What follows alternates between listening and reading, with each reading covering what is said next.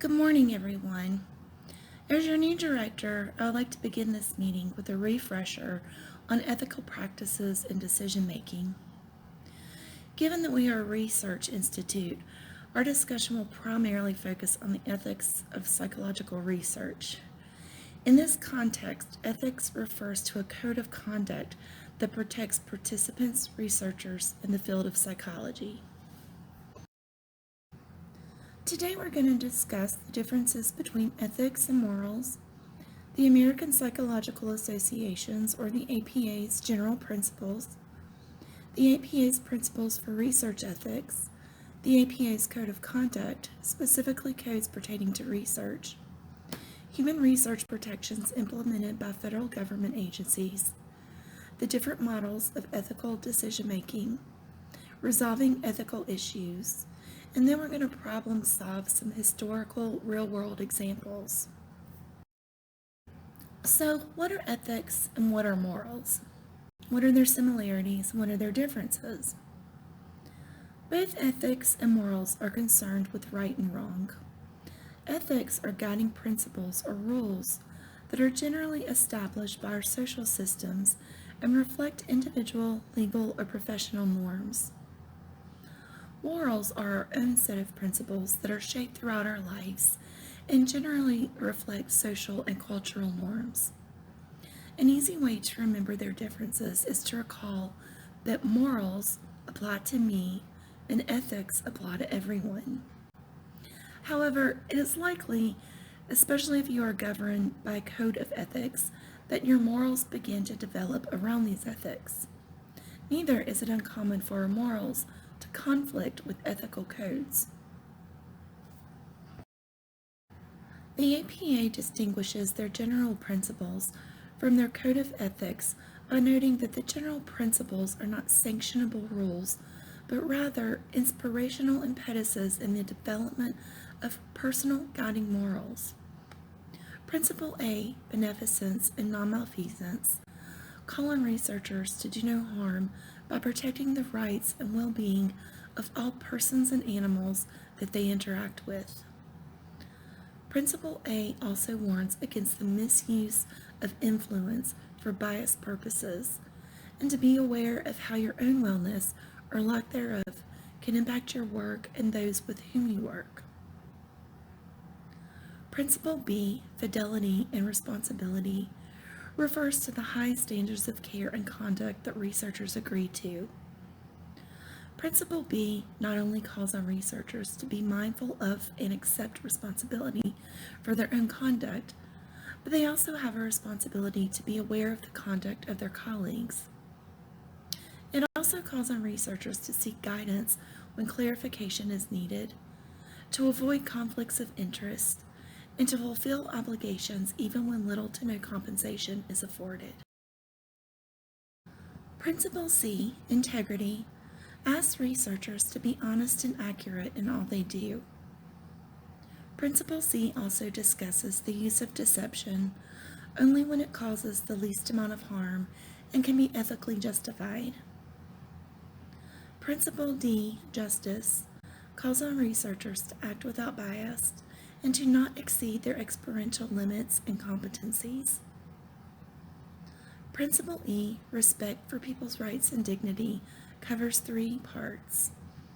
First, Principle E asks researchers to be aware of and eliminate the effects of preconceptions or stereotypes when working with individuals that are different from them.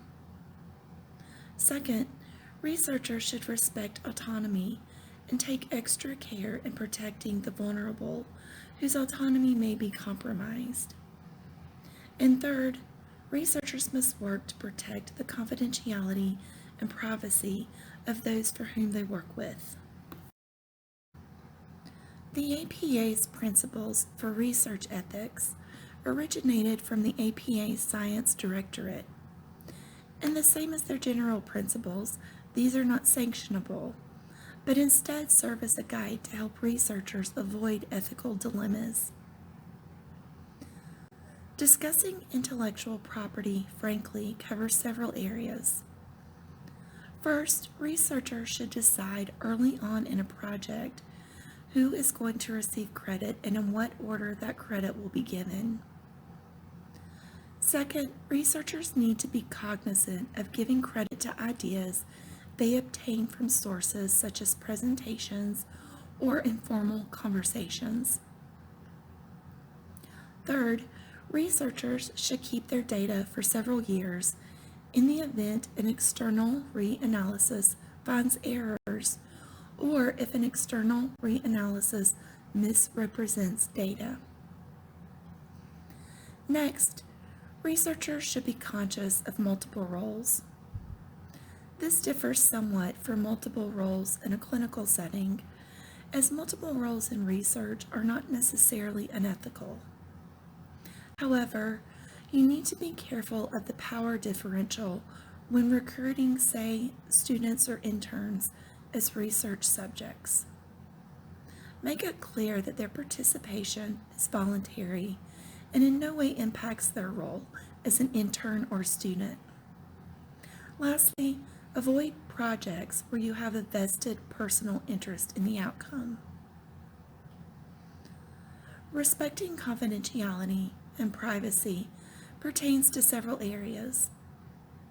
First, experts suggest that researchers plan ways to discuss sensitive topics with participants in a way that reduces discomfort. Second, researchers should take care in soliciting contact information for recruitment. An example given by the APA states that it would be inappropriate to ask a colleague who leads a support group to share the contact information of his group members for research recruitment. Instead, the researcher could give the group leader flyers to disperse to his group members. The next 3 points pertain to information security. First, storing tangible participant information in a secured area and having soundproof interview rooms are easy and practical measures that can be taken. Second, if researchers intend to share their data, this should be indicated during the informed consent process.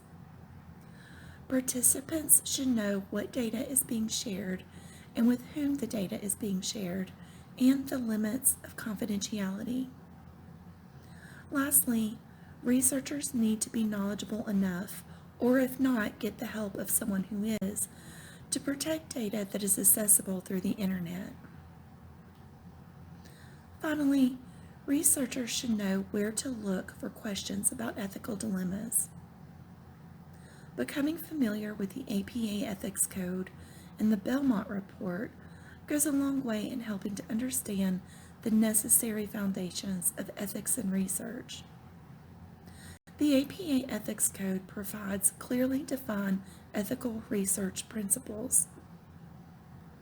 The Belmont Report delivers the framework for ethical practices in human research and has informed most federal state legislation.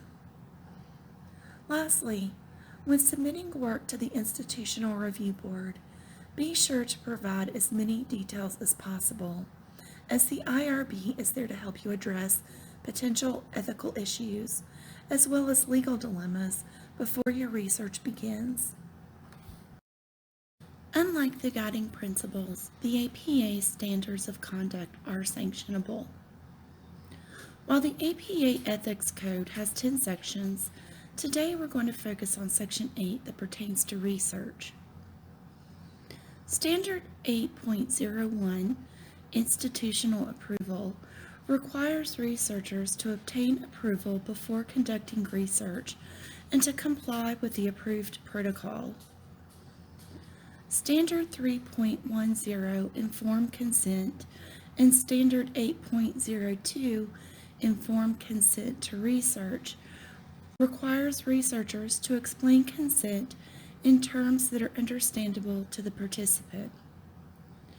For participants unable to give consent, you must still provide a salient explanation of the research, seek expressions of approval, consider the participant's best interest, and obtain consent from a legal representative of the participant. Regardless of the type of consent, it must be documented. Consent must also include the purpose of the study, procedures, and the estimated duration of the study. Consent must explain the participant's right to decline or withdrawal, and factors that may incline them to withdraw or decline must be described to the best of your ability. In addition to explaining the risk, you must also explain the benefits of their participation. You must also explain confidentiality, limitations, incentives, and contact information should the participants have questions about the research or their rights. When research involves the application of experimental interventions, participants must be informed of the experimental nature of the intervention, what will or will not be available to the control group, the protocols for group assignments, alternative treatments should they decline or withdraw, and costs or compensations.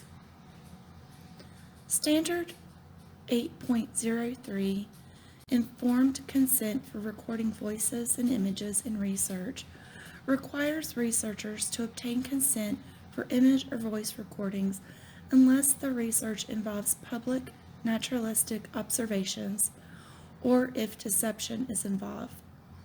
In the case of deception, consent may be obtained after the study concludes. Standard 8.04, Client, Patient, Student, and Subordinate Research Participants, states that researchers must not expose participants to adverse consequences if they decline or withdraw. Standard 8.05, Dispensing with Informed Consent for Research, states that researchers can only dispense with informed consent if the research does not cause harm and in the following situations: during the study of typical educational practices and organizational effectiveness, naturalistic observations, anonymous surveys, and where permitted by federal, state, and institutional regulations and laws. Standard 8.06, Offering Inducements for Research Participation, states that coercive inducements should be avoided, and when inducements involve professional services, risk and limitations must be clearly explained. Standard 8.07, Deception in Research, states that the use of deception is only when the value of the study will be significantly compromised without the use of deceptive techniques, and only when it will not cause severe harm to the participants. Researchers are required to explain the deception and reasons for the deception as soon as feasibly possible, and participants can then withdraw their data if they choose. Standard 8.08, Debriefing, requires researchers to expeditiously provide a forum where the nature, results, and conclusions of the study are presented, and questions or misunderstandings are addressed. When information must be withheld to protect the integrity of the study, measures must be taken to minimize risks of harm to the participants.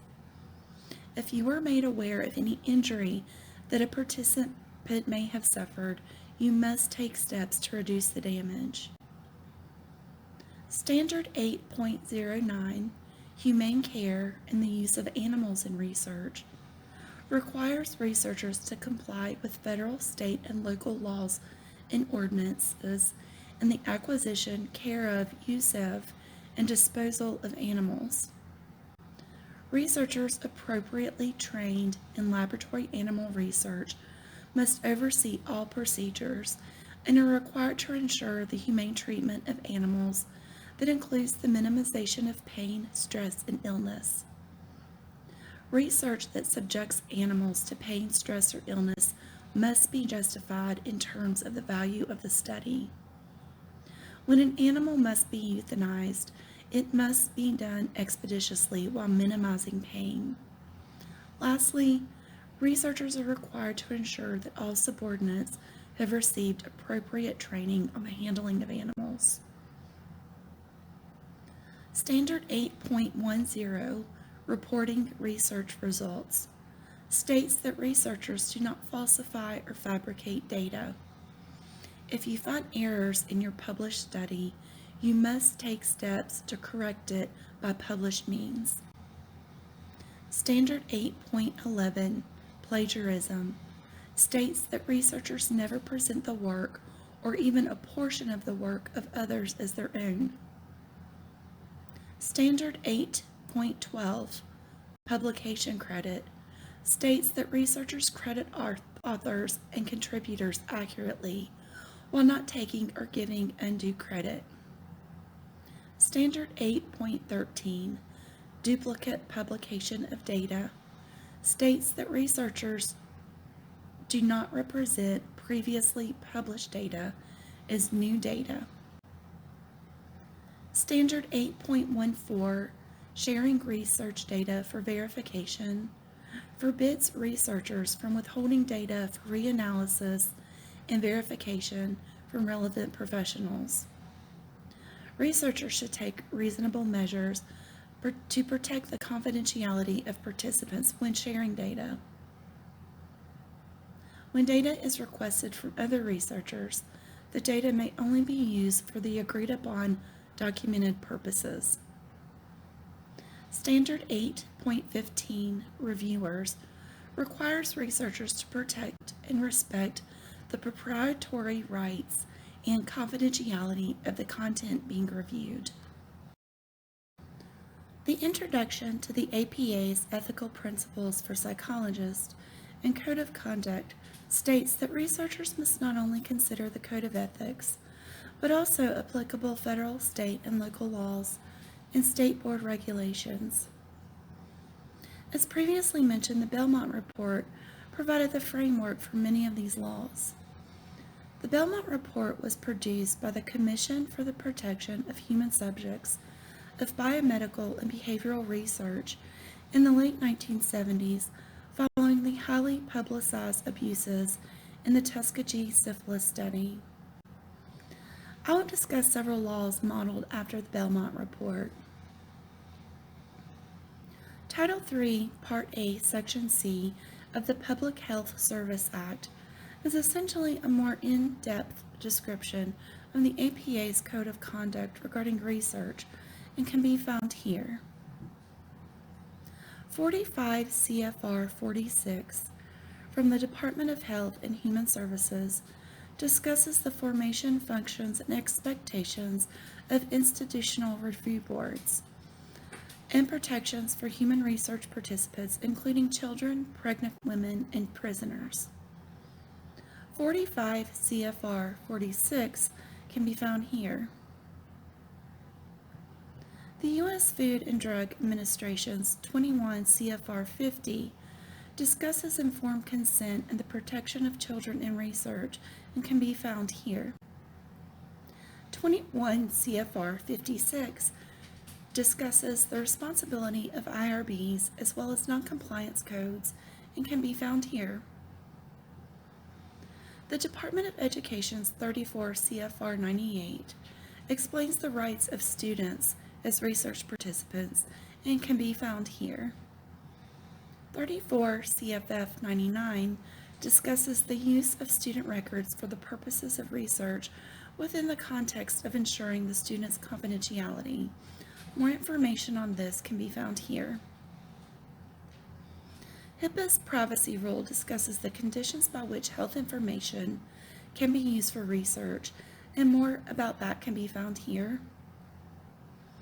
As sanctioned by the Federal Child Abuse Prevention and Treatment Act, the Mandatory Reporters of Child Abuse and Neglect report provides procedures for reporting suspected or known child abuse and neglect and lists mandated reporters for each state. In Virginia, individuals employed by institutions of higher education and mental health professionals are mandated reporters. More information can be found at this website. The NIH policy on required education and the protection of human research participants discusses the same regulations as mentioned in Section 8 of the APA's Code of Conduct, and it can be found here. I'm going to briefly review several models of ethical decision-making. First, Tian, Davis, Arnold, and Benjamin submitted an 11-item model. Number 1, be aware of and attend to any discomfort between researchers and participants. 2, document dilemmas using evocative descriptions. 3, identify relevant ethical and legal categories. 4, review the categories for potential resolutions. 5, list all possible resolutions. 6, review the resolutions for conflicts between laws and ethical standards. 7, reflect upon your own values that may influence your understanding of the dilemma. 8, consult with colleagues. 9, decide on a course of action. 10, document your rationale for the chosen course of action. And 11, review your course of action. The next 8-step model comes from Kuchar and Keith Spiegel. Number 1, determine whether the dilemma involves ethics. Number 2, refer to laws and codes to determine if a course of action already exists. 3, consider all factors concerning the dilemma and if the course of action fits. 4, consider alternative courses. 5, consult with colleagues. 6, evaluate how your course of action will impact all affected parties. 7, evaluate the consequences of your course of action. And 8, make a final decision. Next, Knapp and Van de Creek encourage researchers to first determine what principles are involved in the dilemma. Second, develop a hypothesis that involves general principles. 3, consider options based on a ranked order of relevant principles. 4, minimize harm to the violated principles. And 5, evaluate your plan of action within the context of balancing the relevant principles. Rust divided his model into 4 non-dependent categories. The first category is sensitivity. Ask yourself, who is at risk for harm and what are the risks? Second is judgment. Ask, if I apply all laws and codes to the dilemma, which are the most just and fair? Next is motivation. Ask yourself, what is my ethical intent and what are my competing motivators? And lastly, action. Ask, what is my plan of action? Next, Jones compiled a 5-step issue contingent model. Number 1, examine the issue.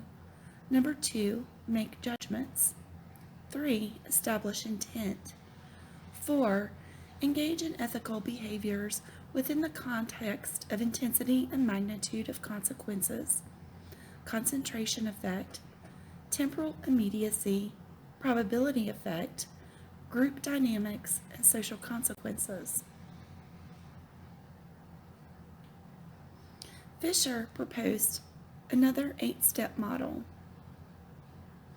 First, commit to doing what is right. 2, be familiar with codes and laws related to ethics so you can be proactive in preventing violations. 3, delineate what laws and codes pertain to your particular situation. Consult with colleagues and determine how your decision will impact others.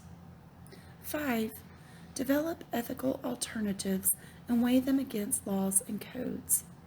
6, choose and implement a course of action. And 7, monitor the effectiveness.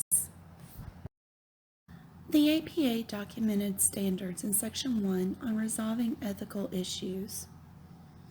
Standard 1.01, misuse of psychologists' work, requires researchers to correct instances where the work of another is misused or misrepresented.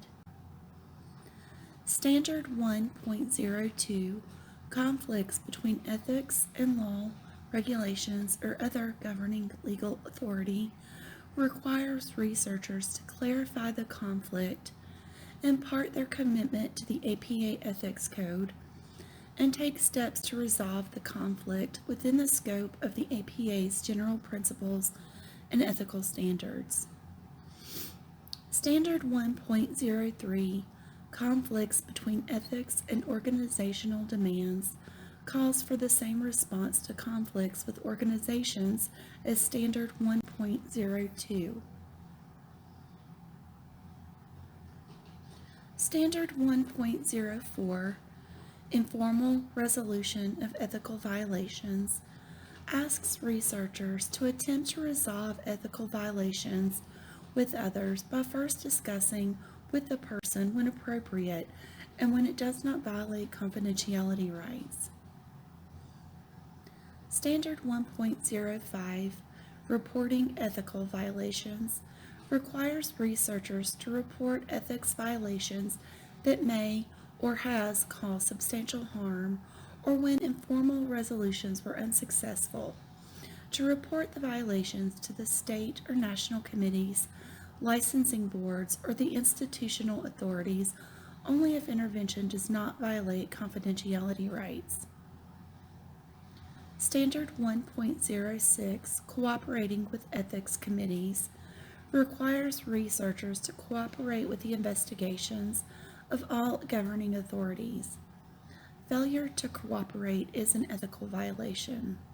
However, requesting deferment or adjudication pending litigation does not constitute non-cooperation. Standard 1.07, Improper Complaints, states that researchers not file complaints without explicit, comprehensive knowledge of the facts. Standard 1.08, Unfair Discrimination against Complainants and Respondents, states that researchers do not retaliate against any persons involved in an ethics investigation. Now let's proceed with a few historic, real-world examples of ethics violations and how they may have been prevented. First, we'll discuss the Tudor-Johnson 1939 study called An Experimental Study of the Effect of Evaluative Labeling on Speech Fluency, or also known as the Monster Study. For her master's thesis, Mary Tudor, supervised by Dr. Wendell Johnson, aimed to test assumptions of Johnson's diagnosogenic theory. Diagnosogenic theory proposed that merely suggesting that a child with normal speech disfluencies was stuttering would cause the child to develop a stuttering disorder, thus making stuttering a learned behavior. Tudor and Johnson examined these assumptions by observing the effects of labeling children stutterers or normal speakers based on the frequency of disfluencies in normal speakers versus those who actually stutter. The participants of the Monster Study consisted of 22 children, ages 5 to 16, from the Soldiers and Sailors Orphans Home, who were told they were receiving speech therapy. 10 children were rated as stutterers and were divided into groups IA and IB. 12 children were screened as normal speakers and were divided into groups IIA and IIB. In order to test diagnosogenic theory, the experimenters, over a 3 to 4 month period, told children in group IA, the stutterers, that their speech was fine. Children in group IB, also stutterers, were told that their speech was terrible. Children in group IIA, normal speakers, were told that they were beginning to stutter and needed to work on correcting the issue. Children in group IIB, also normal speakers, were complimented on their speech. The Monster Study failed to prove Johnson's diagnosogenic theory. 2 of the 6 normal speakers, labeled stutterers, showed fluency improvement, and 2 were unchanged. Of the stutterers labeled normal speakers, only 2 showed slight improvement. 2 showed decreased fluency, and 1 was unchanged. However, none of the findings were statistically significant, and most were correlated in the opposite direction as predicted by the hypothesis. However, all of the children saw drops in academic performances, and all children in group IIA, the normal speakers labeled stutterers, adopted behaviors consistent with stutterers, such as tics, anxiety, and self-consciousness. Unfortunately, these behavioral changes negatively impacted most of the group IIA children throughout their lives.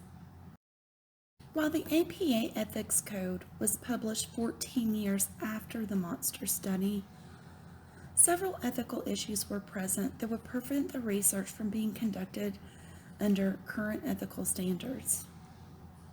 First and most importantly, the monster study violated the APA's first general principle of beneficence and non-malfeasance, which in short states that psychologists should do no harm. As previously mentioned, there were a number of unanticipated negative consequences. Decades later, at age 24, Tudor received a letter from one of the group IIA participants stating, "I remember your face, how kind you were, and you look like my mother, but you were there to destroy my life." APA Ethics Code 8.02 Informed Consent to Research and 8.07 Deception in Research was also violated by Tudor and Johnson. The children were not informed that they were participants in a study. Most surviving participants learned 60 years later when the San Jose Mercury News publication revealed it. In addition, the orphanage staff was misled about the purpose of the study and that the use of deception was never disclosed. The previously mentioned violations also appeal to the general principle of respect for people's rights and dignity. Principle E calls on psychologists to protect vulnerable individuals and to guard the rights of those who may have impaired decision-making skills.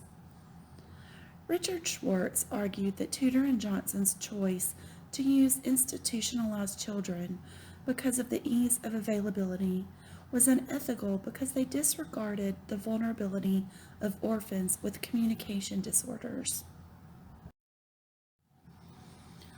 Although it would be difficult to restructure the monster study for today's ethical standards, especially with regards to beneficence and non-malfeasance, consent, briefing, debriefing, and immediate reparative therapy could have reduced the negative psychological impacts. In addition, the sample could have been more diverse, larger, and should have excluded vulnerable children.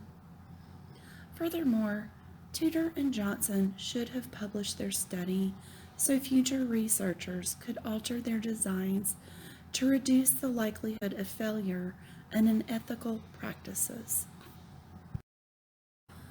Next, let's discuss the David Reimer-John Money experiment.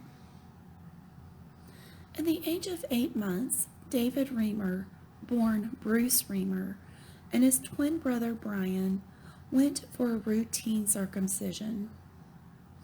Unfortunately, David's penis was severely injured, and because cosmetic surgery was not as advanced in 1965 as it is now, doctors were unable to reconstruct his penis. David's parents sought the advice of sexologist and psychologist Dr. John Money, who was advancing the field of gender development and sexual identity at Johns Hopkins Hospital. Money recommended that David be reassigned as a female, theorizing that any boy could be successfully raised as a girl if the genitalia looked the part and with parental affirmation. Money oversaw both the medical and emotional reassignment, and soon David became Brenda. However, unbeknownst to the Reamer family, Money was using David and his brother as a control to prove that nurture was more influential than nature with regards to gender identity, and infants up to 2 years old were gender fluid.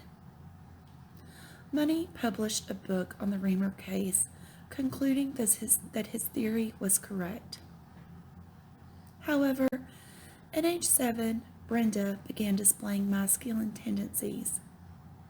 Having already proven his hypothesis, Money desperately attempted to convince Brenda that she was a girl, even forcing Brenda and Brian to simulate sexual acts on one another, look at one another's genitalia.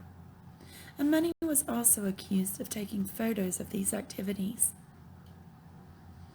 By age 13, Brenda disclosed to her parents suicidal ideations and was experiencing depression. As Brenda's masculinity became more apparent, at age 14, her parents revealed that she was born a male. Brenda immediately demanded reassignment back to a male, but that did not solve the psychological damage that had already been done to both boys who struggled emotionally and psychologically into adulthood. In 2002, Brian Reamer took his own life by overdosing on antidepressants. 2 years later, at age 38, David committed suicide by shooting himself in the head.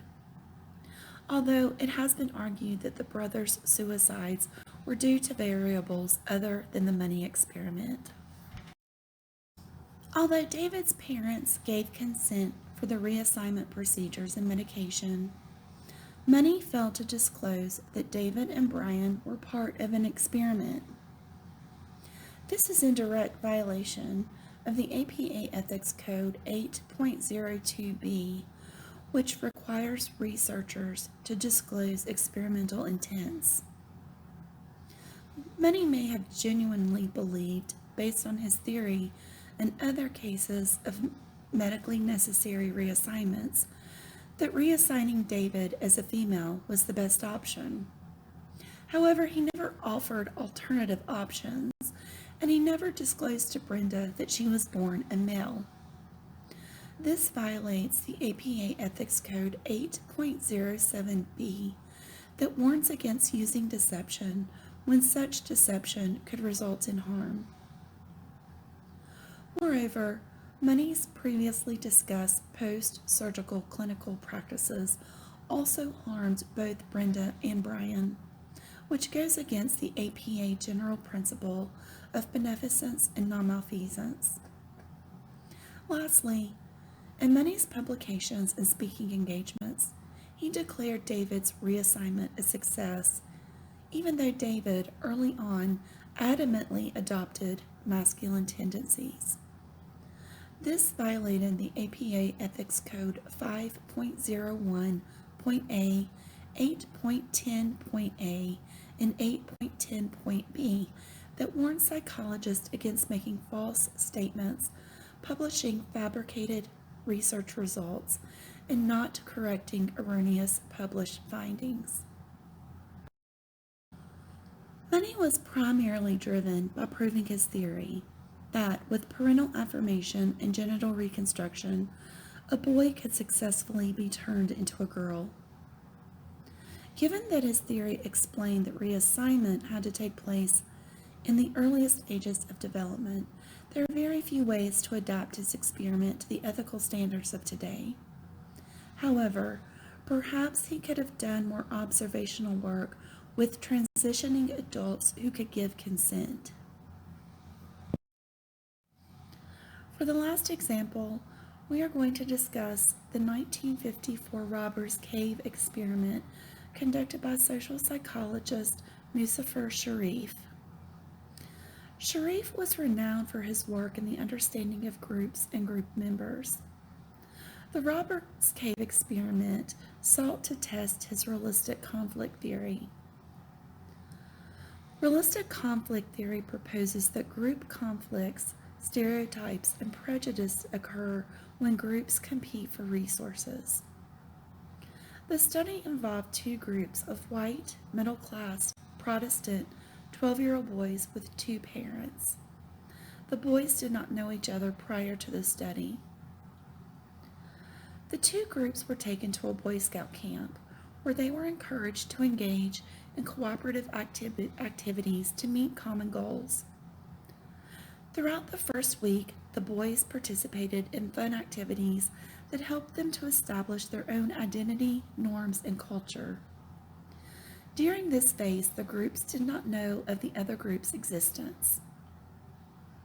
The second stage was designed to create friction among the two groups by engaging them in competitions such as tug-of-war and baseball.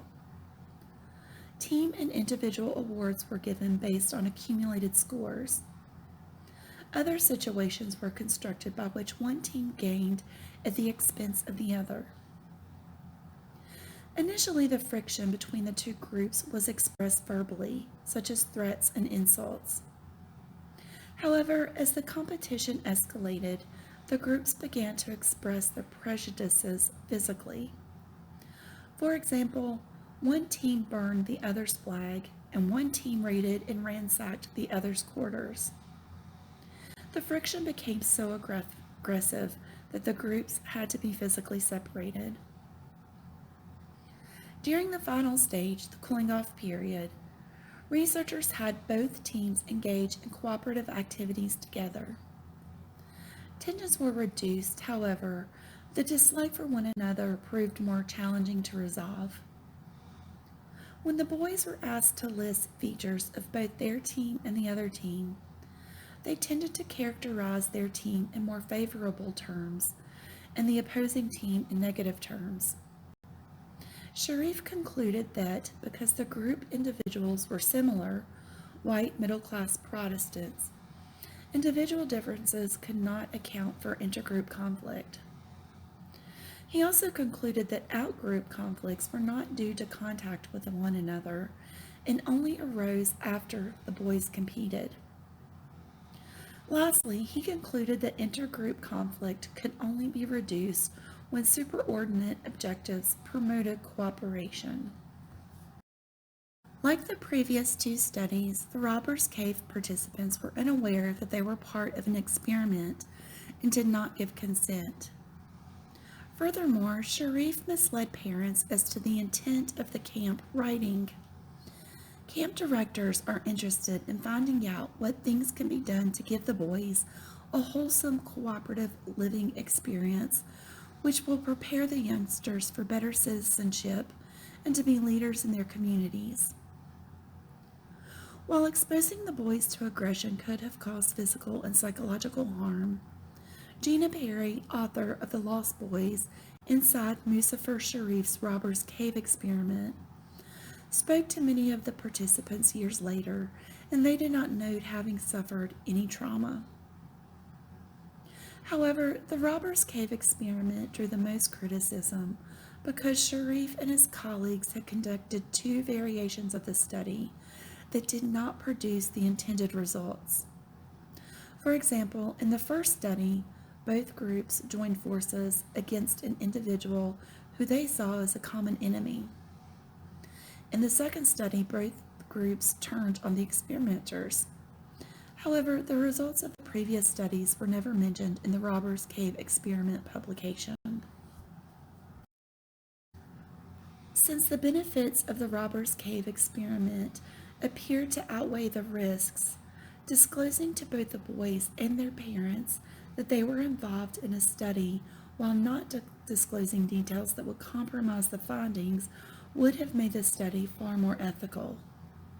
Furthermore, Sharif should have been more transparent about findings from his previous studies.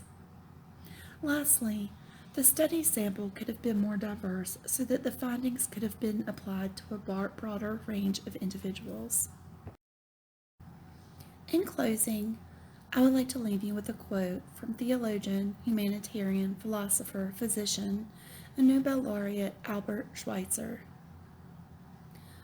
The first step in the evolution of ethics is a sense of solidarity with other human beings.